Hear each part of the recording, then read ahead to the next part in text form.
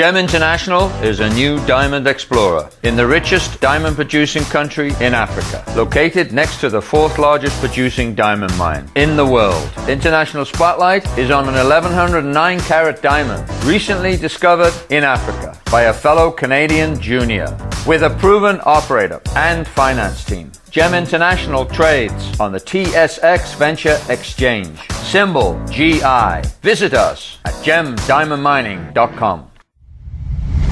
You're listening to HowStreet.com radio, available online at TalkDigitalNetwork.com. Welcome to HowStreet.com radio, the online source for market opinions. Here is Jim Goddard. My guest is Mish Shedlock, editor of Mish's Global Economic Trend Analysis on MishTalk.com. Welcome back to the show, Mish. Pleasure to be on. The Fed hiked its rate finally, the second time in 10 years? Yeah, something like that. The 3 years ago they promised, or they didn't promise, but 3 years ago, they said they expected 4 hikes that year. We got 0. Last year they expected 4 hikes, and we got 1. This year they've lowered their standard, so now they're only expecting 3 hikes next year. So we did get 1 this year, and they're expecting 3 next year, and my bet is on 1 again, if that. Can the U.S. economy stand more hikes? Well, that's an interesting question. It depends on how you look at it. Certainly we've got a stock market bubble that is desperately deserves to be correct. So the Fed really doesn't know what they're doing. But, today I'm looking at the manufacturing reports, so we're actually pretty good across the line. But what caught me, Jim, was the optimism here. The manufacturing optimism is the highest in 5 years at the Empire Fed, highest in 2 years at the Philly Fed, and we had an all-time record inventory build according to the PMI survey of all the manufacturers across the country. So, what's up with that? But the interesting thing about all of this is input prices are up across the board, soaring. So the manufacturers have to pay more to make their products, but their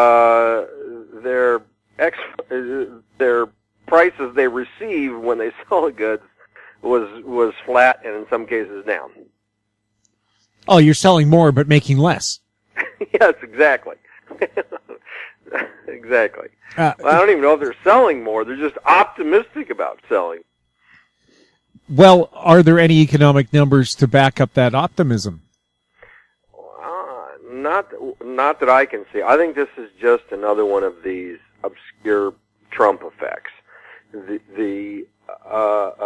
Everyone is now convinced all of a sudden that he's going to bring about inflation, he's going to save the global economy, and he can walk on water. I don't believe any of those are true. Right, and you still have a multi-trillion-dollar debt. How's he going to deal with that? Well, he's going to increase it. How else is he going to deal with it? The one thing he's doing correct is he's going to cut taxes. The problem is he's not going to cut spending to go along with it. So we're going to have at least as much government bloat as we had before, and he wants to increase infrastructure spending. Great. How are we going to pay for it? I guess no one cares these days. And if they do build it, will it be the right kind of building? Well, first off, building the wall is ridiculous. So if he does build the wall, I have my doubts on this. But the right kind of building, the question is, actually, no, I doubt it. But even if it is the right kind of building, the question is, are we going to overpay for the right kind of building? If he would do something like, I don't think he could do it by decree, but if we could scrap collective bargaining of public unions, if we could do a certain number of things,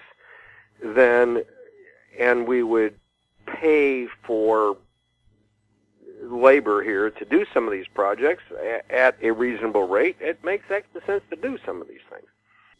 What about this war on cash? India firing the first shot, the first really big shot, although A study found something like 32 governments have already taken measures to restrict your access to cash.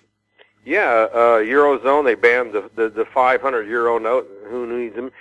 And I was talking with someone today, and he said he went into the bank and asked for, some $100 bills, and all of a sudden the branch manager comes out and says, what are you doing with these? What do you want these for? It's absolutely ludicrous. And I warned him. I said, you've got to be polite to these guys, as irritating and nauseating as it is, because the government, he can turn you over to the government. The government's going to come in and say, aha, this guy's a money launderer, he wants cash, and they'll confiscate the frickin' account, and you got to prove that you didn't do it. This is what we're coming to with this war on cash. But my friend Pater Tenebrarum at the Acting Man blog was talking about this, and in response to my Australia proposes to ban the $100 bill, he said, let them go ahead and watch what happens. He's let them. The outcome will be a catastrophic downshift in the economy. What these politician morons don't get is the average citizen is not rich as they are. The gray economy is bigger than they think. Without it, living standards of a vast swath of the population will nosedive. I happen to agree with that assessment. And in Italy, what's weird in India, is some of these people were cheering it, but what's going to happen is the wealthy, who are paying in cash and trying to hide stuff, they're not going to be the ones that are hurt by this. It's the small guy, receiving this that all of a sudden, has to pay taxes on all this stuff, report all of his income, and can't do all this stuff. That's the guy that's really going to get hurt on this. And also countries like Japan, cash there is still king. It's not unusual for a person there to pay $30,000 in cash for a new car. Yes, it's amazing. Something like 10 or 15% of the transactions in Japan are with a credit card. Everything else is done with cash. So completely weird. You go to some place like Iceland, for example, where we were 2 summers ago, and it's not uncommon to go in and pay, use a credit card to buy a candy bar. The thing is, no one's forcing anyone, in Iceland to do this. They are forcing people, in Australia, and the government came out and said, well, I really don't understand why, we need this $100 note. Why aren't 20s good enough? And I'm sitting here thinking, yeah, what if you just want a week's worth of cash on hand? What are you going to do? Pennies are practically worth. And the guy said, 80% of the economy is, 80% of the cash is in $100 bills. Well, of course it is, because who's going to walk around with a pocket full of thousands of pennies to buy something? So, just some idiotic comments. And again, I believe this is going to be detrimental to any place that tries it. India did it first in a massive way. We'll see what the results are. Well, I know a lot of small businesses where I live in Vancouver accept cash only because they're tired of paying sky-high prices to the credit card companies and the debit card companies. Well, that's another part of it here. Yeah, you accept credit cards, you got to pay, that credit card fee. If they accepted BitGold or BitGold, I don't know if there's a transaction fee. Well, certainly not one on Bitcoin. But you've got to deal with a extremely volatile currency if you want to go around buying stuff with Bitcoin. Well, Vancouver does have a Bitcoin ATM. Is that right? Yes. And what does it dispense in? Canadian loonies? What else can it do? $20 bills, like anything else. Yeah. We'll have more with Mish Shedlock right after the break. I'm Larry Ray, President and CEO of American Manganese, Inc., listed on the TSX Venture, ticker symbol AMY, A-M-Y, with proprietary patents in the U.S., China, and South Africa. Our focus is on recycling lithium-ion batteries for electric vehicles. China recently legislated the responsibility for recycling onto their electric vehicle manufacturers and importers. For more information, please visit AmericanManganeseInc.com or phone me, Larry Ray, at 778-574-4444. Welcome back. We're speaking with Mish Shedlock. Mish, again, Italy, Greece. Are the problems there with their banks and economic systems ever going to end? Well, they've got two problems. First off, the bank have made loans, and the banks are insolvent. That's problem number one. Problem number two is they've got all the rules and regulations. It takes a mountain of paperwork, to start a business in Italy or Greece. And in Italy, they tend to be family-run businesses. They don't want to hire anyone else outside of that because of the rules and regulations. You hire someone, you can't fire them. You can fire a family, but you can't fire someone else. You got the same problems to a little bit lesser degree in France. The underlying problem, that's the underlying problem, is massive mountains of heap of regulation that it takes to literally do anything. And, because of the regulation, the bribe economy in both of those places is tremendous. You got to bribe a politician to look the other way to let you, start your business or to get anything done. That is the underlying problem here. And you can't fix that. It's that is the problem. So you can't just say, okay, we're going to go bail out the banks because you've not fixed the fundamental problem.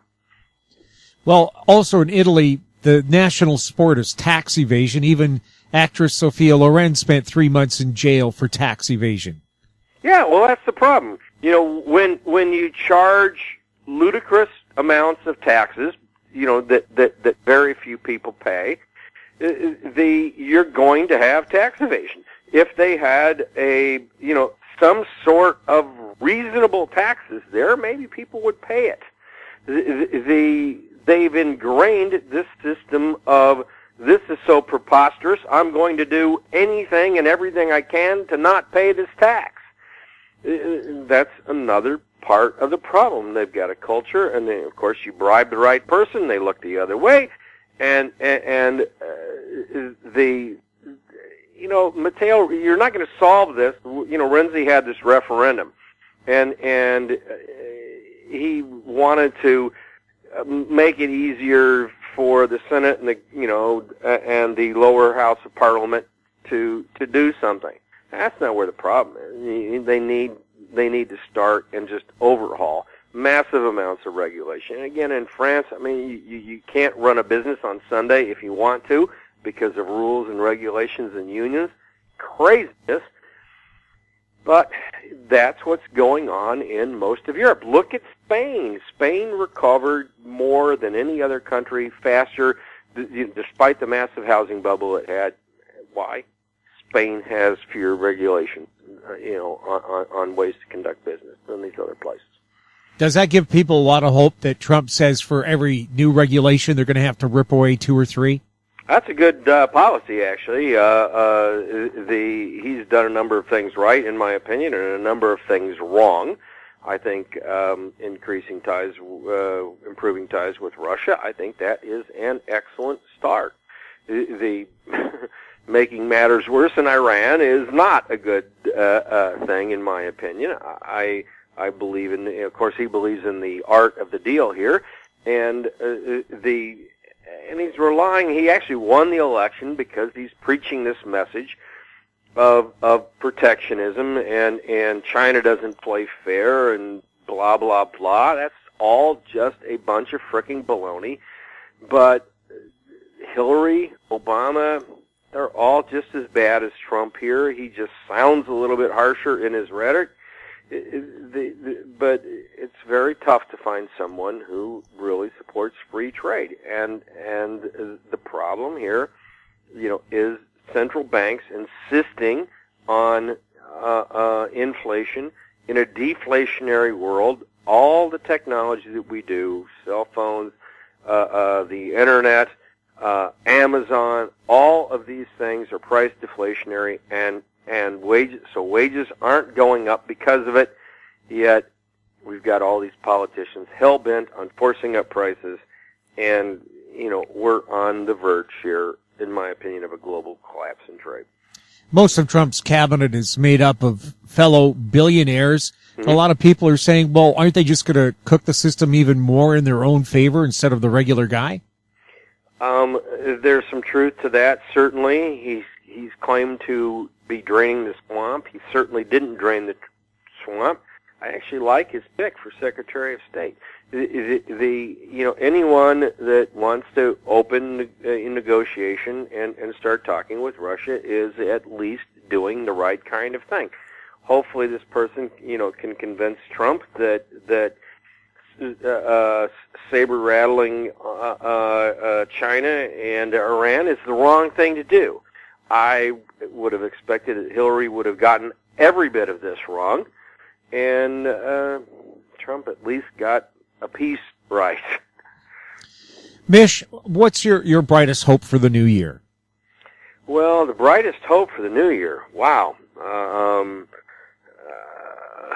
We don't have World War III. I think Hillary might have provoked a huge war with Russia that would have been a mistake. I don't think Trump's going to do that, but we have to be careful here. Is he going to provoke China? Is he going to provoke Iran? So it's all a mixed bag. That's my best hope is that things aren't going to be as bad on the trade front that I actually think they're going to be. I expect a serious decline in global trade, and that brings with it all sorts of very bad possibilities. All the best, and a happy Merry Christmas. A Merry Christmas to you and to all the listeners. You're listening to HowStreet.com radio. Find us on Twitter at TalkDigitalNet. Our YouTube channel is Talk Digital Network. Questions can be sent to info@HowStreet.com. I'm Jim Goddard. Thanks for listening. Comments made on HowStreet.com radio are an expression of opinion only and should not be construed in any matter whatsoever as recommendations to buy or sell any financial instrument at any time. Available online at TalkDigitalNetwork.com. HowStreet.com radio is a production of HowStreet Media Incorporated.